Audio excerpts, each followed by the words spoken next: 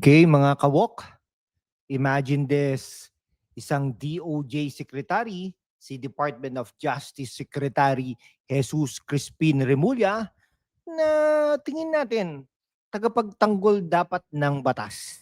Biglang nagsabing, batas, bahala ka na, moral muna. Ayan. At boom ha, sinaway siya ng senator na parang laser-guided missile na tinuturing nating ating superhero.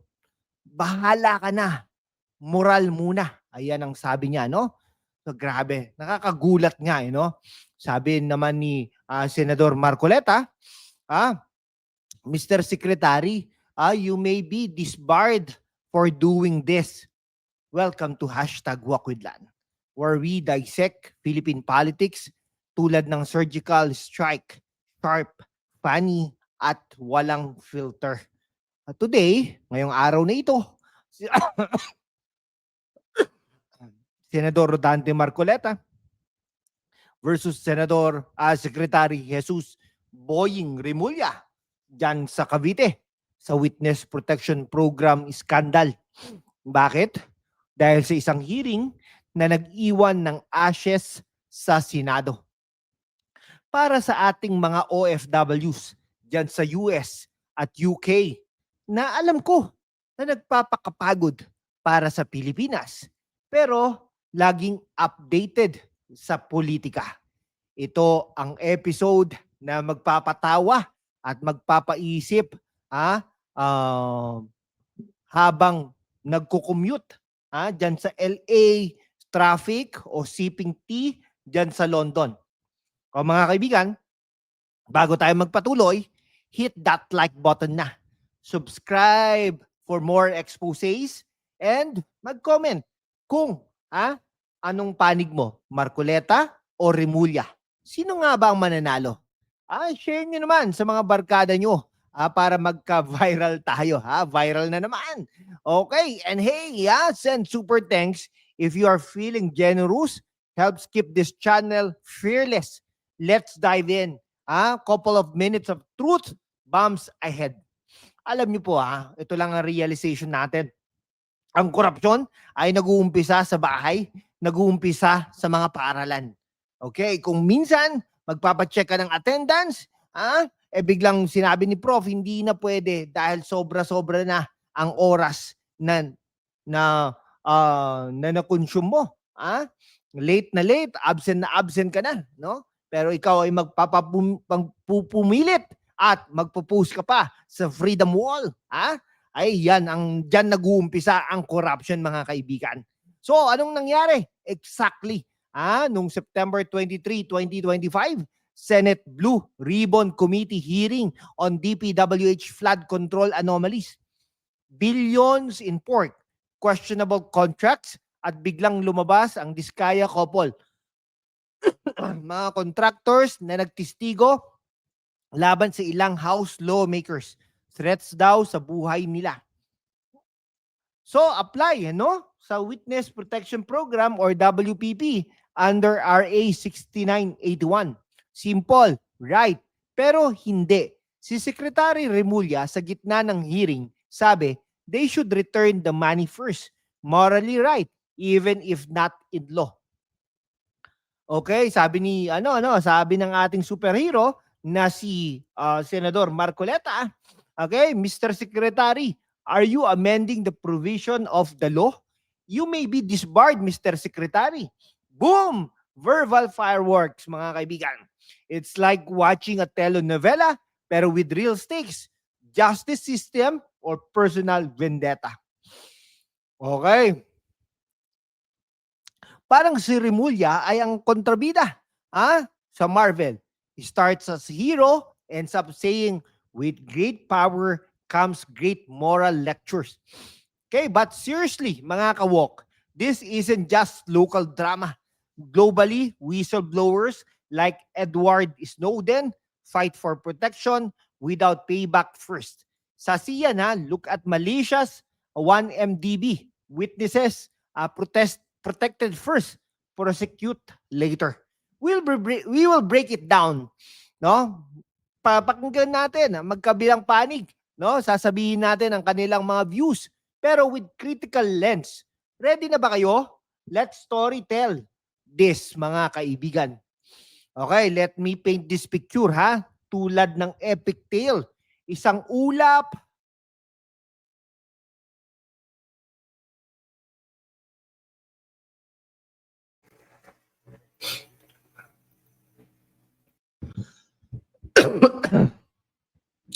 Okay, ha? Picture natin ito, mga kaibigan. Isang ulap ng ulan sa Manila, floods everywhere. Pero hindi lang tubig ang dumadaloy, kundi corruption din. DPWH, flood control projects, billions allocated, pero anomalies galore. Enter the Diskaya couple, ordinary contractors turned whistleblowers. Sila ang nag-expose ng kickbacks sa lawmakers. Threats sa phone nila. Manahimik kayo. Oh, scary, di ba? Sa WPP applications, safe house, new IDs, protection from the state, mga kaibigan. Okay, ha? Under RA 6981, 1989 po yan na naipasa. Updated but core intact.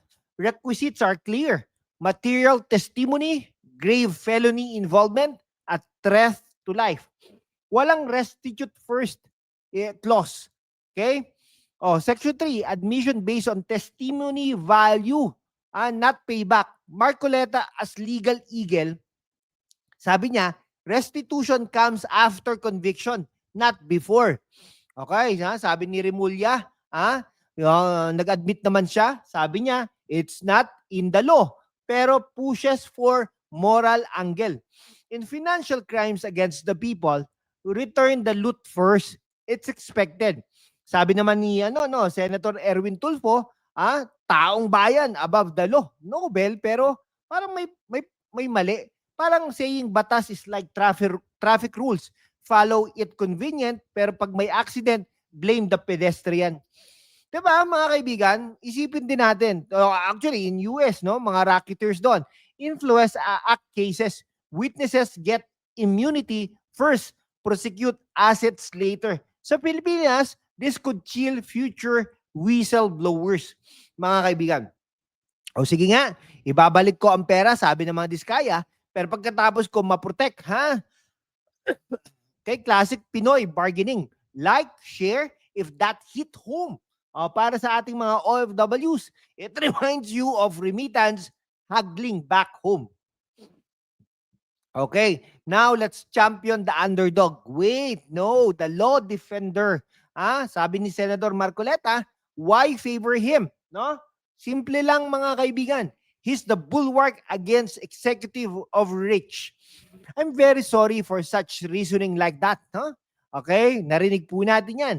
No? Sabi ni Marcoleta, changing WPP rules mid-case, that's not justice. That's jury rigging. Ito yung sa RA 6981, Section 9. Protected persons can't be compelled to return assets pre-admission. It's designated to encourage testimony, not punish first. Remember the 2016 Duterte drug war witnesses. Protected first, assets frozen later. Marcoleta's stance ensures that protect the vulnerable, no? Yung mga underprivileged sector, kumbaga, no? Then claw back. Sabi naman, witty job naman, si Remulla, parang chef na nagdadagdag ng secret ingredient sa recipe without telling. Tasty pero allergic attack. Okay. Remulla's heart is in the right place naman, no? Public wants loot back. Tulad ng EJK families demanding justice, pero legally may kahinaan ito. Sa UK nga, no? May serious fraud diyan, no? Yung Serious Fraud Office. Nagproprotekta sa mga informants without restitution upfront. Dito sa Pilipinas, this could mirror Indonesia's KPK scandals where moral pressure silence witnesses. Marcoleta wins on facts. Subscribe if you agree. Comment your take, mga kaibigan. Okay. Ito si Secretary Remulla. We get it. You're the boying next door, fighting for the masa. Pero bro, moral above law? That's a red flag in democracy. It's not only in the law, it's what is morally right.